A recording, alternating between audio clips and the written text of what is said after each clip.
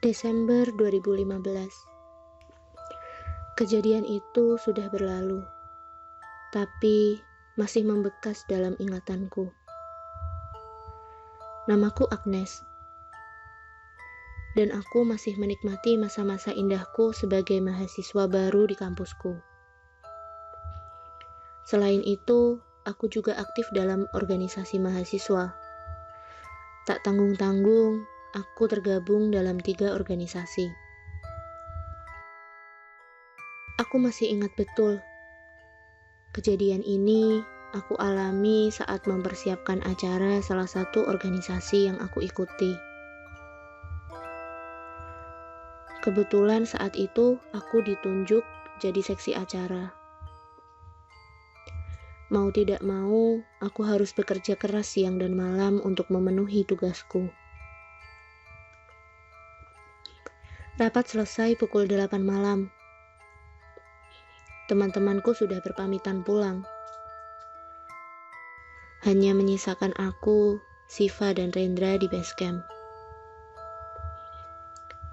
Aku dan kedua temanku masih menyusun kegiatan yang akan dijalankan pada hari H.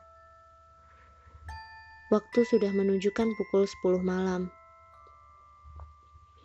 Siva mulai mengecek beberapa perlengkapan di sudut ruangan, sementara aku dan Rendra memeriksa daftar peserta dan anggaran belanja. Tak bisa dipungkiri, aku memang tidak bisa menghabiskan malam dengan mata terbuka. Rasanya ngantuk sekali. Nguap mulu dari tadi. Mau gimana lagi? Aku gak bisa begadang. Jawabku santai sambil merapikan kertas-kertas itu. Rendra masih sok-sokan sibuk dengan laptopnya. Dengan segera aku ambil ponselku dan berbaring di karpet. Kalau kayak gitu lo bakalan betah sampai subuh, ledek Rendra kepadaku.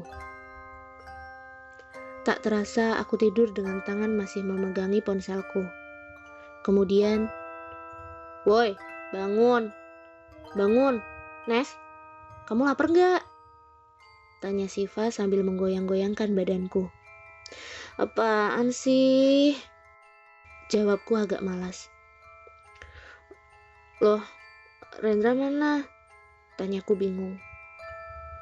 "Lagi ke kamar mandi."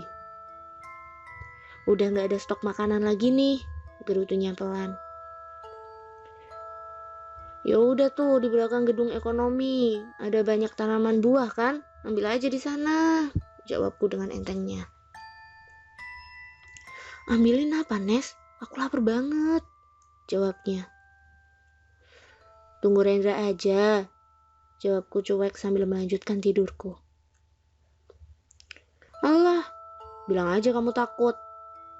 Kamu kemakan ceritanya Wanda kan? Soal hantu penunggu gazebo itu," ledek Siva semakin menjadi. "Apaan sih? Ya enggak lah. Ngapain juga takut? Masih jam segini juga." "Ya udah sana ambilin. Aku mau jeruk ya. Oh ya, sama satu lagi. Jambu airnya tuh lagi buah banyak. Ambilin aja sekalian." "Oga ah. Kalau mau ya ayo berdua," jawabku mengelak. "Ya udah ayo," jawabnya enteng. Aku bersama Siva dengan cepat keluar dari base camp. Kalau dipikir-pikir, aku juga lumayan lapar. Jadi, ku kesampingkan rasa takutku. Lagian, ada Siva juga. Setidaknya kalau ada apa-apa, kita bisa lari berdua, pikirku. Kita pun sampai di area kebun. Aku mengambil beberapa buah jambu air yang terlihat sangat segar. Walaupun sebenarnya mengambil buah di sini tanpa izin itu dilarang. Tapi ya sudahlah, malam hari juga. "Udah cukup kan?" tanyaku. "Fa? Siva?" Aku mencari sekelilingku, dan kemudian aku melihat Siva duduk sendirian di gazebo sambil memainkan rambutnya. "Fa, ayo, kamu ngapain sih?" Kataku agak merinding. "Katanya kamu gak takut. Duduk sini," katanya sambil senyum-senyum aneh ke arahku. Aku sadar betul ada yang tidak beres dengan Siva. "Katanya gak takut. Katanya berani."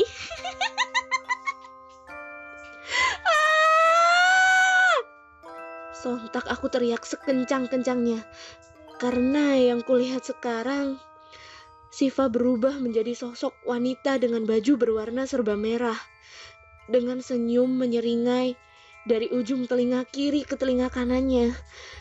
Mulutnya sangat lebar sambil terus cekikikan. Aku teriak, berlari dan menangis menjauh dari kebun itu. Aku mendengar beberapa langkah kaki mengikutiku, berlari dari arah belakangku. Aku tidak mempedulikannya. Aku masih berlari sampai pada akhirnya, kataku saat seseorang menangkapku dari belakang.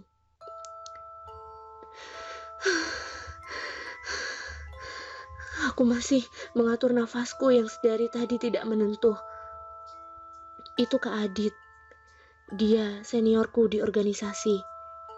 Dia menatapku keheranan. Nafasku masih terengal-engal. Kemudian aku mengusap air mataku. "Nes, Agnes, kamu kenapa?" tanyanya heran. Aku tidak tahu apa yang ingin aku katakan. Aku tidak bisa menjelaskan situasi tadi. "Ya udah, ayo ke base camp dulu," katanya berusaha menenangkanku.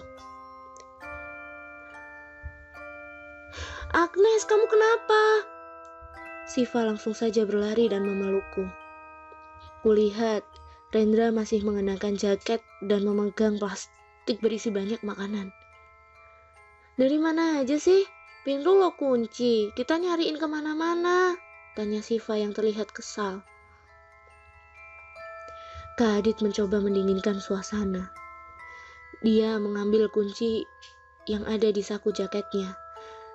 Kemudian dia masuk ke dalam dan mengambilkanku segelas air. "Kalian dari mana?" tanyaku bingung. "Kita kan cari makanan. Kamu tadi tidur. Tapi kita udah pamit kok sama kamu." Kamu jawab iya. Aku masih bingung mendengar penjelasan Siva. Lalu, aku menjelaskan kejadian yang baru saja kualami kepada mereka. Mereka tampak terkejut. Siva dan Rendra kemudian meminta maaf kepadaku karena telah meninggalkanku. Kemudian Kak Adit berkata, "Lain kali kalau cerita gak usah yang aneh-aneh. Mereka gak suka kalau diomongin." Kami pun hanya terdiam. Sepertinya cerita kami kemarin menuntun mereka untuk menjumpai kami.